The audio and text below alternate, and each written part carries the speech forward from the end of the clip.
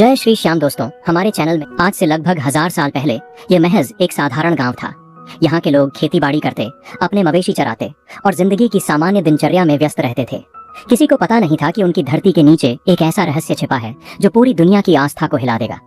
गाँव में रहने वाला एक सामान्य किसान किशन लाल था। उसके पास एक सफेद गाय थी जिसका नाम धोलरी था। धोलरी अच्छे दूध के लिए पूरे गाँव में प्रसिद्ध थी। किशन लाल हर सुबह उसे चराने के लिए गाँव के बाहरी हिस्से में ले जाता था। लेकिन कुछ दिनों से एक अजीब बात हो रही थी। जब भी धोलरी खेत के एक खास हिस्से में पहुंचती, वह अचानक रुक जाती और उसके थनों से अपने आप दूध बहने लगता। यह केवल उसी जगह होता था, एक छोटे से टीले के पास, जहां सफेद बालू पत्थर बिखरे पड़े थे। पहले तो किशन लाल ने सोचा कि शायद गाय बीमार है। उसने गांव के पशु चिकित्सक को दिखाया, लेकिन धोलरी बिल्कुल स्वस्थ थी। फिर भी वही घटना रोज होती रहती। जब यह बात गाँव में फैली तो लोग तरह तरह की बातें करने लगे। कुछ कहते थे कि यह कोई अशुभ संकेत है, कुछ कहते थे कि जमीन के नीचे कोई खजाना दबा है। लेकिन गांव की सबसे बुजुर्ग महिला 85 साल की दादी माँ सुमित्रा देवी ने कुछ और ही कहा। जहां गाय यूं अपने आप दूध देती है, उन्होंने अपनी कांपती आवाज में कहा, वहां भगवान का कोई संकेत होता है। हमारे पुरखों ने कहा है कि जब धरती माँ कुछ बताना चाहती है तो वह अपने निर्दोष प्राणियों के माध्यम से संदेश भेजती है। गांव के मुखिया राम सिंह चौहान ने सभी ग्रामीणों की एक सभा बुलाई। लंबी चर्चा के बाद तय हुआ कि उस जगह की खुदाई की जाए। यह निर्णय आसान नहीं था, क्योंकि अगर कुछ गलत हुआ तो पूरे गाँव की बदनामी होती। लेकिन दादी माँ सुमित्रा देवी के आग्रह पर और धोलरी के लगातार चमत्कार को देखते हुए गांव के युवाओं ने खुदाई शुरू की। पहले दिन केवल मिट्टी और पत्थर निकले। दूसरे दिन भी कुछ खास नहीं मिला। कुछ लोग हतोत्साहित होने लगे और कहने लगे कि यह व्यर्थ का प्रयास है। तीसरे दिन जब सूरज आसमान के मध्य में था, अचानक किशन लाल की कुदाली कुछ कठोर चीज से टकराई। जैसे ही उन्होंने मिट्टी साफ की, वहां काले पत्थर की एक आकृति दिखाई दी। जब पूरी तरह साफ किया गया तो सबके सामने एक अद्भुत दृश्य था। एक मानव सिर की आकृति जो पत्थर से बनी लगती थी, लेकिन उसमें एक अजीब सी दिव्यता थी। सिर के चेहरे पर एक शांत मुस्कान थी। आंखें बंद थीं, मगर ऐसा लगता था मानो वह देख रहे हों। माथे पर तिलक के निशान थे और पूरी मूर्ति से एक अलौकिक तेज निकल रहा था। यह देखते ही पूरे गांव में हलचल मच गई। बुजुर्ग महिलाएं खुशी के आंसू रोने लगीं। बच्चे डर और जिज्ञासा से देखने लगे। पुरुष श्रद्धा से सिर झुकाने लगे। दादी माँ सुमित्रा देवी ने कहा, मैंने अपने दादाजी से सुना था कि युगों पहले यहाँ कोई महान आत्मा दफन की गई थी। आज वह प्रकट हुई है। यह कोई साधारण मूर्ति नहीं, यह किसी देवता का अवतार है। गांव के पंडित जी को बुलाया गया। उन्होंने मूर्ति को देखते ही कहा कि यह अवश्य ही किसी दिव्य शक्ति का प्रतीक है। उन्होंने मूर्ति को धूप दीप से पूजा की और कई दिनों तक नित्य आराधना करते रहे। 7वें दिन की रात खाटू के तत्कालीन राजा रूप सिंह चौहान को एक स्वप्न आया। स्वप्न में एक तेजस्वी पुरुष ने उनसे कहा, राजन, मैं हूँ बर्बरीक, जिसे लोग अब श्याम के नाम से जानेंगे।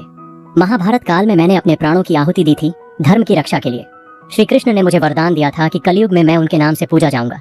आज वह समय आया है। मेरे लिए एक भव्य मंदिर का निर्माण करो। मैं यहाँ हारे हुओं का सहारा बनूंगा।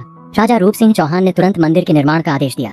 सन 1027 ईस्वी में फाल्गुन शुक्ल एकादशी के शुभ दिन वह पवित्र मूर्ति मंदिर में स्थापित की गई।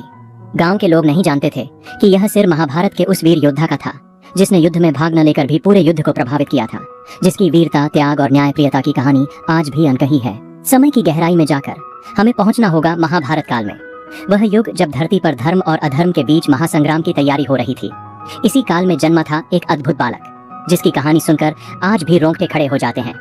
महाभारत में भीमसेन की पत्नी हिडिंबा से उत्पन्न हुआ था घटोत्कच। राक्षस और मानव के संयोग से बना यह योद्धा अपनी माया और शक्ति के लिए प्रसिद्ध था।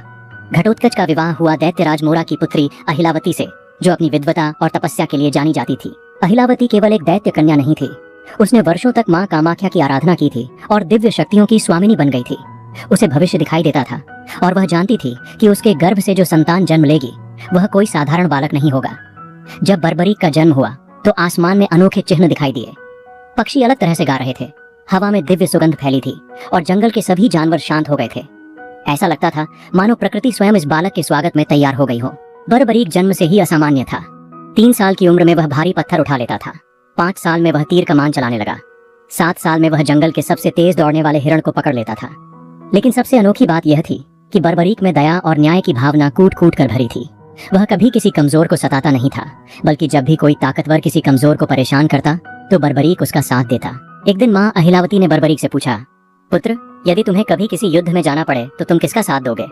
बर्बरीक ने बिना झिझक के उत्तर दिया, माँ, मैं हमेशा सही का साथ दूंगा, लेकिन युद्ध में अक्सर यह पता करना कठिन होता है कि सही क्या है। अहिलावती ने समझाया, क्या तुम मेरा एक वचन मानोगे? हाँ माँ, आपकी हर बात से आंखों पर। जब भी कोई युद्ध हो तुम हमेशा उस पक्ष का साथ दोगे जो हार रहा हो, क्योंकि हारने वाले को सहारे की सबसे ज्यादा जरूरत होती है। यह वचन बर्बरीक के जीवन की दिशा तय कर देने वाला था। आगे चलकर यही वचन उसे हारे का सहारा बनाने वाला था। युवावस्था में पहुंचकर बर्बरीक ने निश्चय किया कि वह कोई ऐसी शक्ति प्राप्त करेगा जिससे वह न्याय की रक्षा कर सके। माँ की सलाह पर वह हिमालय के एकांत स्थान पर माँ दुर्गा की तपस्या करने चला गया। 12 वर्षों तक बर्बरीक ने घोर तपस्या की। केवल फल फूल खाकर, कभी कभी केवल हवा पीकर वह माँ दुर्गा की आराधना में लीन रहता। उसकी तपस्या इतनी कठिन थी कि देवता भी चकित रह गए। अंततः माता आदिशक्ति यानी माँ दुर्गा प्रसन्न हुई और प्रकट होकर बोली, वत्स बर्बरीक, तुम्हारी तपस्या से मैं प्रसन्न हूँ, मांगो क्या चाहिए। बर्बरीक ने हाथ जोड़कर कहा, माता, मुझे ऐसी शक्ति दीजिए जिससे मैं अकेले ही किसी भी अन्याय का अंत कर सकूं। माँ दुर्गा मुस्कुराई और बोली, तथास्तु, मैं तुम्हें 3 दिव्य बाण देती हूँ। पहला बाण उन सभी को चिह्नित करेगा जिन्हें तुम मारना चाहते हो। दूसरा बाण उन सभी को चिह्नित करेगा जिनकी तुम रक्षा करना चाहते हो। और तीसरा बाण उन सभी को नष्ट कर देगा जो पहले बाण द्वारा चिह्नित हैं। यह बाण कोई साधारण अस्त्र नहीं थे, इनमें दिव्य शक्ति थी। जब महाभारत युद्ध की तैयारी हुई तो बर्बरीक ने भी युद्ध में जाने का निर्णय लिया। उसके पास 3 दिव्य बाण थे, एक दिव्य धनुष था और सबसे बढ़कर माँ का वचन था कि वह हारने वाले का साथ देगा। बर्बरीक जानता था कि इस युद्ध में उसके ही परिवार के लोग आमने सामने हैं।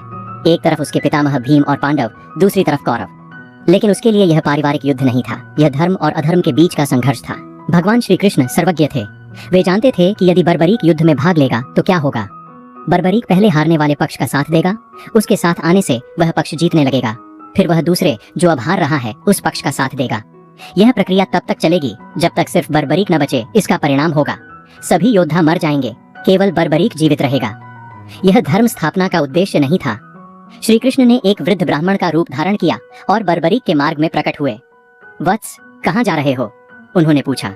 आदरणीय ब्राह्मण जी, बर्बरीक ने सम्मान से उत्तर दिया, मैं कुरुक्षेत्र जा रहा हूँ। वहाँ महान युद्ध हो रहा है, किंतु तुम्हारे पास तो केवल 3 बाण हैं। कृष्ण ने आश्चर्य से कहा, इतने बड़े युद्ध के लिए यह कैसे पर्याप्त हैं? बर्बरीक मुस्कुराया, आदरणीय, यदि 1 बाण से काम हो जाए तो बाकी 2 व्यर्थ हैं। यदि 2 से काम हो जाए तो तीसरा व्यर्थ है, और यदि तीनों का प्रयोग करना पड़े तो समझिए कि सारा संसार ही समाप्त हो जाएगा। श्री कृष्ण ने बर्बरीक की शक्ति की परीक्षा लेने के लिए कहा, यदि तुम इतने महान धनुर्धर हो तो इस पीपल के वृक्ष के सभी पत्तों को एक साथ भेद कर दिखाओ। बर्बरीक ने आंखें बंद करके ध्यान लगाया। उसने पहला बाण छोड़ा। बाण ने तुरंत पेड़ के हर पत्ते को चिह्नित कर दिया और फिर श्री कृष्ण के पैर के चारों ओर मंडराने लगा। यह बाण मेरे पैर के चारों ओर क्यों घूम रहा है? श्री कृष्ण ने पूछा। क्योंकि आपके पैर के नीचे एक पत्ता है जिसे मैंने देखा नहीं था, बर्बरीक ने कहा। कृपया पैर हटाइए, नहीं तो बाण आपके पैर को भी भेद देगा। श्री कृष्ण चकित रह गए। उन्होंने वास्तव में एक पत्ता पैर के नीचे दबा रखा था। जैसे ही उन्होंने पैर हटाया, बाण ने उस पत्ते को भी भेद दिया। अब श्री कृष्ण समझ गए कि बर्बरीक की शक्ति वास्तव में असीमित है। उन्होंने कहा, वीर बर्बरीक, युद्ध से पहले महान योद्धा को दान करना आवश्यक है। क्या तुम अपना शीश दान करोगे? बर्बरीक ने संदेह से पूछा। कोई साधारण ब्राह्मण इतना बड़ा दान नहीं मांग सकता। आप कौन हैं? तब श्री कृष्ण ने अपना दिव्य रूप प्रकट किया। चारों ओर तेज फैल गया। आकाश में शंख की ध्वनि गूंजी और देवता पुष्प बरसाने लगे। प्रभु, बर्बरीक ने भक्ति से सिर झुकाया।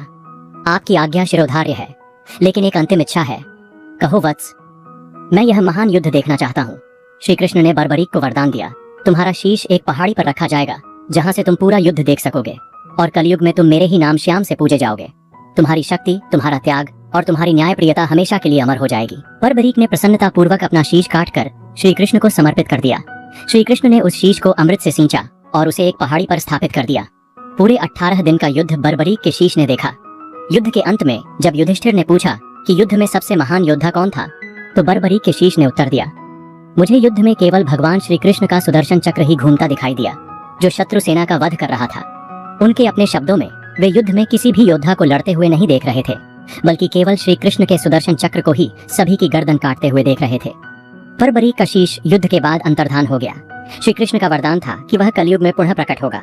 सदियां बीती, युग बदले, लेकिन वह महान आत्मा धरती के गर्भ में छुपी रही, जब तक कि खाटू गांव में एक गाय के चमत्कार ने उसे पुनः प्रकाश में नहीं लाया।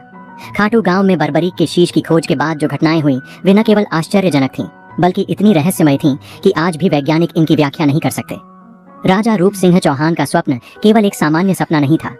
जब उन्होंने आंखें खोली तो उनके माथे पर तिलक का निशान था, बिल्कुल वैसा ही जैसा उस दिव्य पुरुष के माथे पर था जिसने स्वप्न में दर्शन दिए थे। यह देखकर रानी नर्मदा कंवर भी चकित रह गईं। अगली सुबह राजा ने पूरे राज्य में घोषणा करवाई कि खाटू में एक भव्य मंदिर का निर्माण होगा, लेकिन यह कोई साधारण मंदिर नहीं होगा। यह कलयुग के सबसे महान संरक्षक का धाम होगा। मंदिर के निर्माण में कई अलौकिक घटनाएं हुई। जब शिल्पकार पत्थर काटने आए तो उन्होंने देखा कि कुछ पत्थर अपने आप एक खास आकार में कट जाते थे। मकराना संगमरमर के जो टुकड़े लाए गए थे उनमें से कुछ पर प्राकृतिक रूप से श्री कृष्ण के चिन्ह बने हुए थे। सबसे आश्चर्यजनक बात यह थी कि जहाँ शीश मिला था वहीं पास में एक कुंड अपने आप बन गया था। यह कुंड रातों रात बना था और इसमें निरंतर मीठा पानी भरा रहता था, बिना किसी दिखाई देने वाले जल स्रोत के। यह कुंड कभी सूखता नहीं, चाहे कितना भी भयानक अकाल हो। इसका पानी हमेशा मीठा और ठंडा रहता है। इस कुंड का भौगर्भिक सर्वेक्षण करने पर कोई भी भूमिगत जल स्रोत नहीं मिला, फिर भी यहाँ निरंतर पानी आता रहता है। इस पानी में ऐसे खनिज तत्व मिलते हैं जो आसपास के किसी भी पानी में नहीं मिलते।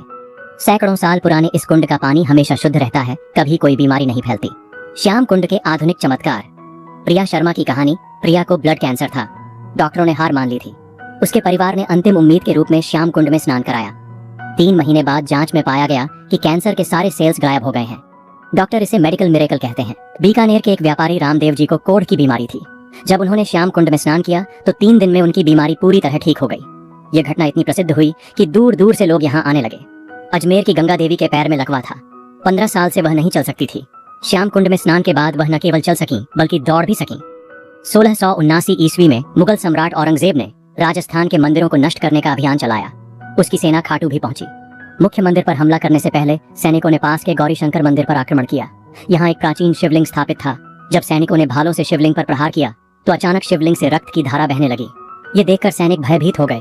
कुछ सैनिकों के हाथ अचानक सुन्न हो गए, कुछ की आवाज चली गई। डरे हुए सैनिक वहां से भाग खड़े हुए और फिर कभी वापस नहीं आए। 1857 के विद्रोह के समय जब अंग्रेजों और स्थानीय राजाओं के बीच संघर्ष चल रहा था, खाटू मंदिर पूरी तरह सुरक्षित रहा। कहते हैं कि जो भी मंदिर को नुकसान पहुंचाने की सोचता था वह रहस्यमय रूप से बीमार हो जाता था। 1947 में भारत पाकिस्तान बंटवारे के दौरान जब चारों ओर दंगे हो रहे थे, खाटू में पूरी शांति रही। 1971 में जब राजस्थान में भीषण बाढ़ आई तो चारों ओर पानी ही पानी था, लेकिन मंदिर परिसर में एक बूंद पानी नहीं घुसा। श्याम कुंड का पानी भी बिल्कुल साफ रहा। खाटू श्याम मंदिर की सबसे बड़ी विशेषता यह नहीं है कि यह कितना सुंदर है या कितना पुराना है। इसकी सबसे बड़ी विशेषता है यहाँ आने वाले भक्तों के जीवन में होने वाले चमत्कार। दिल्ली की सुनीता देवी को डॉक्टरों ने कहा था कि वह कभी मां नहीं बन सकती। 15 साल की शादी के बाद भी कोई संतान नहीं हुई थी। सास ससुर का ताना, पति का गुस्सा और समाज का तिरस्कार, सब कुछ झेलते झेलते वह टूट गई थी। एक बार उसकी सहेली ने उसे श्याम बाबा के बारे में बताया। सुनीता ने सोचा कि अब तो सब कुछ आजमा चुकी है, एक बार यहाँ भी चलकर देख लेती है। जब सुनीता खाटू पहुंची तो उसके सामने एक अनोखा दृश्य था। एक औरत अपने नवजात बच्चे को लेकर श्याम बाबा के सामने खड़ी थी और कह रही थी, बाबा, आपने मुझे यह संतान दी है, इसे आपका आशीर्वाद हमेशा मिलता रहे। सुनीता को लगा जैसे यह दृश्य सीधे उसके दिल पर चोट कर रहा हो। उसकी आंखों से आंसू बहने लगे। उसने श्याम बाबा से प्रार्थना की, बाबा, मुझे भी मां बनने का सुख दो, मैं आपका सबसे बड़ा निशान लेकर आऊंगी। 3 महीने बाद सुनीता गर्भवती हुई। 9 महीने बाद उसका एक सुंदर बेटा हुआ। जब बच्चा 6 महीने का हुआ तो सुनीता ने वादे के अनुसार 21 फुट का निशान लेकर पैदल यात्रा की। सुनीता के अब 3 बच्चे हैं। वह हर साल निशान यात्रा करती है और अन्य निःसंतान महिलाओं को प्रेरणा देती है। राकेश अग्रवाल जयपुर का एक छोटा व्यापारी था। उसकी कपड़े की दुकान में बहुत कम ग्राहक आते थे। उस पर 5 लाख रुपए का कर्ज हो गया था। साहूकार परेशान कर रहे थे, दुकान बंद करने की नौबत आ गई थी। राकेश की मां ने कहा, बेटा, एक बार श्याम बाबा के दर्शन करके आ, हमारे परिवार में सभी का भला हुआ है वहां जाने से। राकेश ने सोचा कि अब तो सब कुछ गया ही समझो, एक बार कोशिश करके देख लेते हैं। उसने निशान बनवाया और पैदल यात्रा की। मंदिर में जाकर उसने प्रार्थना की, बाबा, मेरा व्यापार ठीक कर दो, मैं हर साल आपका निशान लेकर आऊंगा और गरीब लोगों की मदद करूंगा। खाटू से लौटने के 1 हफ्ते बाद राकेश की दुकान में एक बड़ा व्यापारी आया। उसने कहा कि उसे राकेश की दुकान के कपड़े पसंद आए हैं और वह 50,000 रुपए का ऑर्डर देना चाहता है। धीरे धीरे राकेश का व्यापार बढ़ता गया। आज उसके जयपुर में 12 शोरूम है और वह करोड़पति है। लेकिन वह अपना वादा नहीं भूला। हर साल निशान यात्रा करता है और गरीब बच्चों की शिक्षा के लिए पैसा देता है। 21वीं सदी में जब दुनिया तकनीक की गुलाम हो गई है, जब इंसान अपनी जड़ों से कट रहा है, जब रिश्ते टूट रहे हैं और समाज बिखर रहा है, उस वक्त खाटू श्याम का संदेश पहले से कहीं ज्यादा प्रासंगिक हो गया है। आश्चर्यजनक बात यह है कि जैसे जैसे दुनिया डिजिटल होती जा रही है, खाटू श्याम में लोगों की आस्था बढ़ती जा रही है। इसके पीछे कई कारण हैं। ऑस्ट्रेलिया की प्रीति पटेल बताती हैं, मैं 15 साल से ऑस्ट्रेलिया में हूँ। यहाँ भी हमारा एक छोटा सा श्याम मंदिर है। हर साल फाल्गुन में हम यहाँ मेला करते हैं। विदेश में रहकर भी श्याम बाबा का साथ महसूस करते हैं। युवाओं में बढ़ती आस्था। आश्चर्यजनक बात यह है कि आज के युवा जो अक्सर धर्म से दूर रहते हैं, वे श्याम बाबा की तरफ आकर्षित हो रहे हैं।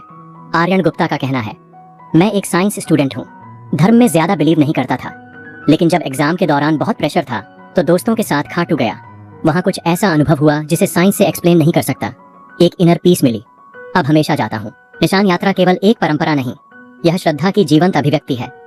यह यात्रा रीनगस से शुरू होकर खाटू तक 18 किलोमीटर की है, लेकिन इसमें छुपी है हजारों किलोमीटर की आंतरिक यात्रा। निशान यानी ध्वज की शुरुआत 12वीं सदी में हुई, जब एक गरीब किसान मुरली ने अपनी बीमार बेटी के लिए मन्नत मांगी। उसके पास चढ़ावे के लिए कुछ नहीं था सिवाय अपनी पगड़ी के कपड़े के। उसने उसी कपड़े से एक छोटा झंडा बनाया और श्याम बाबा को चढ़ाया। उसकी बेटी ठीक हो गई। तब से निशान चढ़ाने की परंपरा शुरू हुई। श्याम बाबा का मुख्य संदेश, हारे हुए को कभी हारा न समझें, सेवा ही सबसे बड़ा धर्म है, विश्वास पहाड़ हिला सकता है, सच्चा त्याग कभी व्यर्थ नहीं जाता।